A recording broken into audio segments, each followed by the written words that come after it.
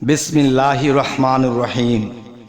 হে সমস্ত জগতবাসী, আজ আমি শামীম আলী চিশতি আপনাদের সামনে যে আলোচনাটি নিয়ে হাজির হলাম, এই আলোচনাটি বুঝতে গেলে শ্রেষ্ঠ। আর যদি কেউ স্পষ্ট করে শুনে এবং জ্ঞানে রাখে, তো আশা করব সেই ব্যক্তিটি ইহকাল ও পরকালে কোনো জায়গায় তিনি আটকাবেন না, যদি সেই জিনিসগুলো বুঝতে পারে এবং বিশ্বাস করে এবং মানতে পারে। দেখেন, কথাগুলো উল্টাই মনে হবে, কিন্তু উল্টার মধ্যেই ভুলটা লুকিয়ে আছে বা উল্টার মধ্যে ভাওটা লুকিয়ে আছে। সেটি হলো, দেখুন, সারা জগৎ বলে যে 18,000 মাখলুকাত আল্লাহকে ডাকে, আর আমি বলবো না, সমস্ত মাখলুকাত আল্লাহকে ডাকে না। তবে কিভাবে ডাকে না এবং কি করে ডাকে সেটা আমি বলছি। সেটি হলো, দেখুন, যে আমরা যদি এই পৃথিবীতে বসবাস করতে গিয়ে, ধর্ম পালন করতে গিয়ে আমরা যদি বুঝি, কোরআন ও হাদিসের দিকে যদি লক্ষ্য করি যে সরাসরি কখনো আল্লাহকে পাওয়া যাবে না, তো এখানে আলিফ লাম মিমের মধ্যে যখন আমরা যাব, এখানে একটা ফয়সালা লুকিয়ে আছে। সেটা কি? আলিফ লাম মিম রা বা আলিফ লাম মিম। তার মানে সর্বপ্রথম আমরা আল্লাহর দিকে যাব না। আলিফে আল্লাহ, মিমে মুহাম্মদ, লামে আলেমুল গায়েব। এই আলেমুল গায়েব, গায়েব কি? তার মানে আইন। আইন দেখতে কেমন? আইনের রং স্রোত কি? তাহলে বোঝা গেল কি যে গায়েব যে জিনিসটা আইন করা হয়েছে, আইন দেখতে কেমন? তাহলে লামের জায়গায় তিনি বলছে কি না, আরবিতে যদি বলে থাকে লা, আর আমরা বাংলায় বলি না, লামে বলতেছে লা, তোমরা আল্লাহর দিকে নয় মুহাম্মদের দিকে যাও। মুহাম্মদকে যদি আপন করতে পারো, তাহলে তোমরা আল্লাহকে পাওয়ার হয়ে যাবে ভাও। তবে আজকের এই আলোচনাটি বলবো যে 18,000 মাখলুকাতের মধ্যে 17,999টি মাখলুকাত, তারা কিন্তু আল্লাহকে সরাসরি ডাকে না। তবে কখন কিভাবে ডাকে সেটা আমি বলছি।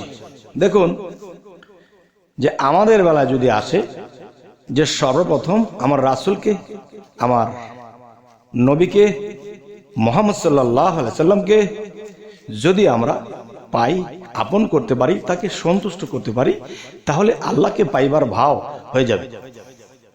তাহলে মানুষকেই তো ছাড়া হয়নি, যে একটা উসিলা করতে হবে। মুহাম্মদ সাল্লাল্লাহু আলাইহি সাল্লামের উসিলায় কিন্তু মানুষ আল্লাহকে লাভ করবে, এর মাধ্যম দিয়ে যেতে হবে, সরাসরি আল্লাহকে পাওয়া যাবে না। তাহলে এই 18,000 মাখলুকাত কিন্তু জপনা করতেছে ইয়া মুহাম্মাদু, তার মানে যে মুহাম্মদ আপনি আমাদের উপরে সন্তুষ্ট হন, তাহলে আল্লাহ আমাদের উপরে সন্তুষ্ট হবে। আপনাকে যদি আমরা লাভ করতে পারি, তাহলে আল্লাহকে লাভ করতে পারবো, এই লাভ করার পথটুকু আমরা পেয়ে যাব। তাহলে বোঝা গেল যে 17,999টি মাখলুকাত ইয়া মুহাম্মাদু। আচ্ছা, তাতে মুহাম্মদ সাল্লাল্লাহু আলাইহি সাল্লাম সন্তুষ্ট হয়ে যান, তবেই তিনি পান। যে তোমরা গাছে আছো, মাছে আছো, পশু প্রাণীতে আছো, তোমরা যারা আমি মুহাম্মদ, তোমরা এরপরে পৃথিবীতে মানুষ হয়ে, আর তখন তোমরা কি করবে? তাওহীদের মুহাম্মাদের নাম, যে নবুয়ত খতম হয়ে গেছে, তখন তোমরা একজন মুর্শিদের কাছে গেলে, তো মুর্শিদ হবে তোমার রাসূল, আর রাসূলই হবে তোমার, রাসূলের সাথে আল্লাহ একযোগ। তাই বলা হয়েছে, আমার রাসূল হইতে যারা আমাকে পার্থক্য করিল, তাদের অনন্ত শাস্তি হবে। তাই আজকের কথার মূলে যেটা, সেটা হলো কি, যে মানুষ বলি তারা কিন্তু সরাসরি আল্লাহকে ডাকে না। তবে কখন ডাকে? যখন তারা মুহাম্মদের মাধ্যমে, যখন তারা রাস্তায়, তখন সেই রাস্তায় গিয়ে তখন তারা আল্লাহকে ডাকবে, এবং সেই ডাকে আল্লাহ সাড়া দেবে। যদি আপনারা কেউ বলেন যে না, সরাসরি আল্লাহকেই ডাকবে, অন্য কাউ ডাকবে কেন? সরাসরি ডাকবে কিভাবে? আপনি যদি কোনো অচেনা মানুষের কাছে গিয়ে যদি বলেন, আমাকে আপনি 1 লক্ষ টাকা দেন তো, আমার একটা সমস্যা হয়েছে, তিনি কিন্তু আপনাকে দিবে না, কেন? সে আপনাকে চিনে না। তাহলে আপনার কোনো বন্ধুর দ্বারা যদি সেই বন্ধুর সাথে একজনের সম্পর্ক আছে এবং আপনার সমস্যার কথা তাকে বলা হয়েছে, তখন সেই বন্ধুর উছিলায় আপনাকে সেটা দিতে পারে। তাহলে আল্লাহ কি বলেছে? আমার বন্ধু যদি আমাকে বলে যে হ্যাঁ, 18,000 মাখলুকাতের মধ্যে এই মাখলুকাতগুলো আমাকে স্মরণ করেছে, আমাকে সন্তুষ্ট করেছে, হে আল্লাহ তুমি তাদেরকে কবুল করে নাও, তখনই কিন্তু সেই মুহাম্মদ সাল্লাল্লাহু আলাইহি সাল্লামের কথা আল্লাহ শুনবে, আমাকে কিন্তু চিনবে না। যদি আমরা সাধারণভাবে একটা কথা বুঝি, সারা বিশ্বের ভিতরে ছোট একটা দেশ বাংলাদেশ, এই বাংলাদেশের মধ্যে একটা প্রধানমন্ত্রী থাকে।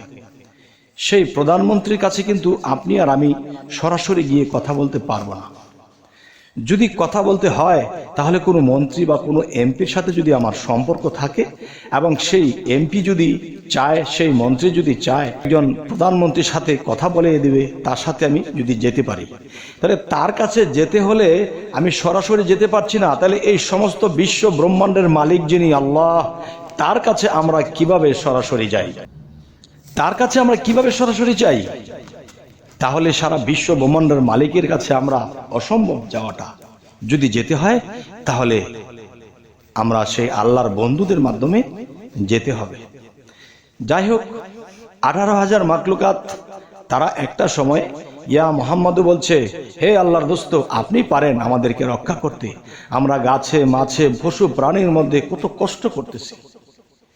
যদি এই পৃথিবীর কোনো মানুষ আমাকে বলে যে আপনি কি বললেন, 18,000 মাখলুকাতের মধ্যে তারা কি কথা বলতে পারে নাকি?